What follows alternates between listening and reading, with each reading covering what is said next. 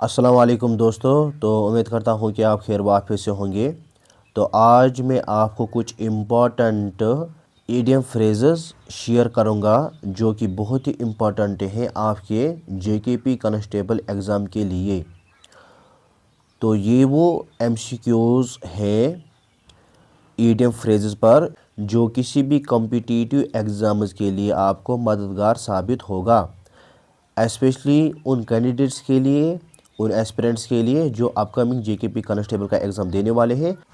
तो उनके लिए ये जो वीडियो है ना, ये बहुत ही इंपॉर्टेंट रहने वाला है। ठीक है, तो वीडियो को शुरू करने से पहले आप सबसे गुजारिश है कि अगर अभी तक आपने हमारे यूट्यूब चैनल को सब्सक्राइब नहीं किया है तो प्लीज़ सब्सक्राइब कीजिए और इस वीडियो को अपने दोस्तों में शेयर कीजिए। ठीक है, और मैंने जेकेपी कांस्टेबल पर इम्पॉर्टेंट पीडीएफ्स बनाए हैं।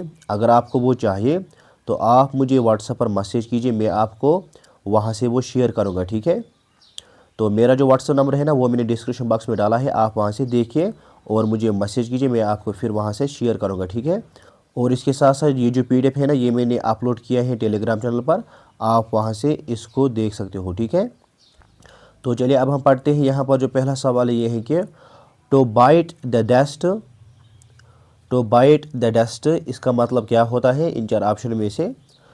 तो इसका जो मतलब होता है इन चार ऑप्शन में से, इसका मतलब होता है option number D part, to fail यानी नाकाम होना या शिकस्त खाना। ठीक है, उसके लिए हम कौन सा मुहावरा इस्तेमाल करते हैं, टू बाइट द डस्ट। ठीक है, अब यहाँ पर दूसरा सवाल ये है कि at the 11th hour, at the 11th hour इसका माने क्या होता है। तो इसका माने होता है at the last moment, at the last moment यानी आखिरी लम्हे तक, उसे हम एट द 11th आवर कहते हैं। ठीक है, अब यहाँ पर तीसरा सवाल ये है कि टू शेड क्रोकोडाइल टीयर्स यानी मगरमच्छ के आंसू।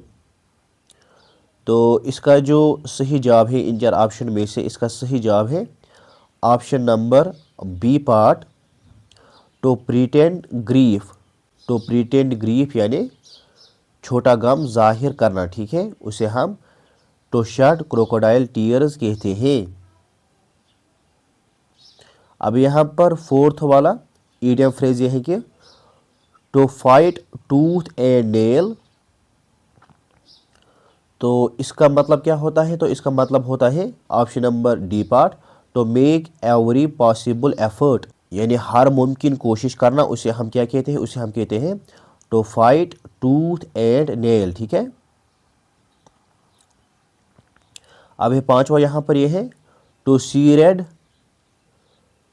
To see red. तो इसका जो सही जवाब है इन चार ऑप्शन में से, इसका सही जवाब है option number B part, get angry. Get angry यानी गुस्सा आना, इसे हम क्या कहते हैं, इसे हम कहते हैं टू सी रेड। ठीक है, अभी यहाँ पर छठा ये है कि टू ब्रेक द आइस। तो इसका मतलब क्या होता है, तो इसका मतलब होता है इन चार ऑप्शन में से option number C part, to commence an interaction यानी बातचीत शुरू करना, इसे हम कहते हैं टू ब्रेक द आइस। तो अब यहाँ पर सातवां ये है कि टू टेक स्टॉक ऑफ। तो इसका माने क्या होता है, इसका माने होता है option number C part, to survey. ठीक है, यानी जायजा लेना, उसे हम कहते हैं टू टेक स्टॉक ऑफ। अब ये आठवां यहाँ पर यह है कि टू ड्रा ए लाइन। तो इसका मतलब क्या होता है इन चार ऑप्शन में से, इसका मतलब होता है टू फिक्स ए लिमिट यानी हद मुकर्रर करना, लिमिट मुकर्रर करना, उसे हम कहते हैं टू ड्रा ए लाइन। अब यहाँ पर नौवां ये है कि टू ड्रा द लॉन्ग बो। तो इसका मतलब क्या होता है, इसका मतलब होता है option B part, to exaggerate यानी मुबालगा करना। ठीक है, उसे हम कहते हैं टू ड्रा द लॉन्ग बो। ठीक है, अब यहाँ पर 10वां ये है कि ऑफ हैंड। तो इसका माने होता है इन चार ऑप्शन में से विदाउट प्रिपरेशन। ठीक है, यहाँ पर लिखना विदाउट, यहाँ पर कीबोर्ड मिस्टेक हुआ है। ठीक है, विदाउट प्रिपरेशन यानी तैयारी के बगैर हम कहते हैं किसे, ऑफ हैंड को। अब यहाँ पर गैरवा यह है कि ब्रेक द आइस, इसका माने क्या होता है, तो इसका माने होता है तो remove the tension eight A first meeting, यानी पहली मीटिंग में, पहली मुलाकात में टेंशन ख़त्म करना, उसे हम कहते हैं ब्रेक द आइस। अब यहाँ पर 12th वाला ईडियम फ्रेज ये है कि टू बी ऑल एट सी, तो इसका माने क्या होता है, इसका माने होता है option B part, lost and confused, यानी इसका माने होता है खो जाना और उलझन में होना, ठीक है, उसे हम कहते हैं टू बी ऑल एट सी, ठीक है।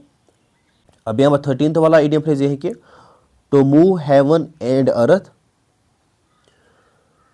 तो इसका जो सही जवाब है इन चार ऑप्शन में से इसका सही जवाब है option B part, to try everything possible, यानी हर मुमकिन कोशिश करना, उसे हम कहते हैं to move heaven and earth.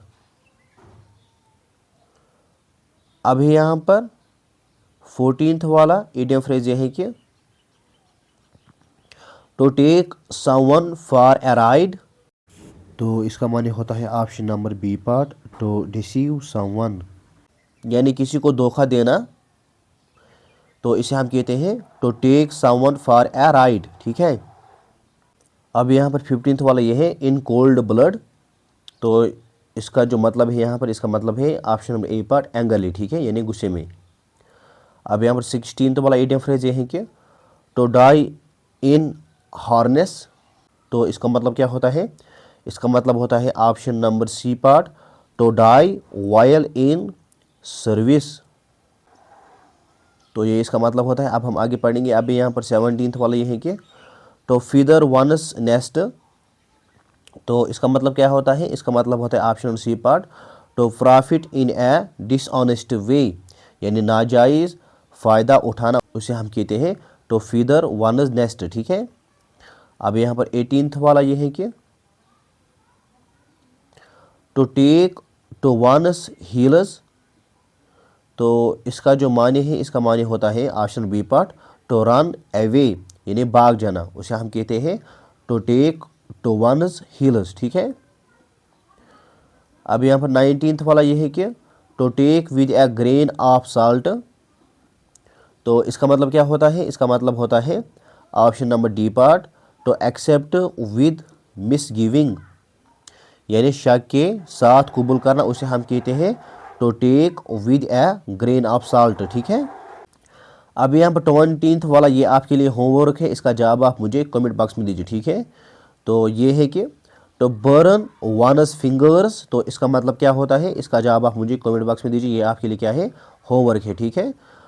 तो इसके साथ यहाँ पर ये टॉप 20 MCQ टाइप क्वेश्चंस मुकम्मल हो जाते हैं जो कि मैंने बनाए थे ईडियम फ्रेजेस पर। तो उम्मीद करता हूँ कि आपको ये वीडियो पसंद आया होगा। तो अगर आपको ये वीडियो पसंद आया है तो इस वीडियो को लाइक कीजिए और अपने दोस्तों में शेयर कीजिए। और अगर आपको मज़ीद ईडियम फ्रेजेस चाहिए JKP कांस्टेबल के लिए तो आप मुझे कमेंट बॉक्स में ज़रूर कह दीजिए ताकि मैं और मज़ीद वीडियोज़ इस पर बनाऊँ, ठीक है। तो मिलते हैं नेक्स्ट वीडियो में, तब तक के लिए खुदा हाफिज़। अस्सलामु अलैकुम वरहमतुल्लाहि वबरकातुहू।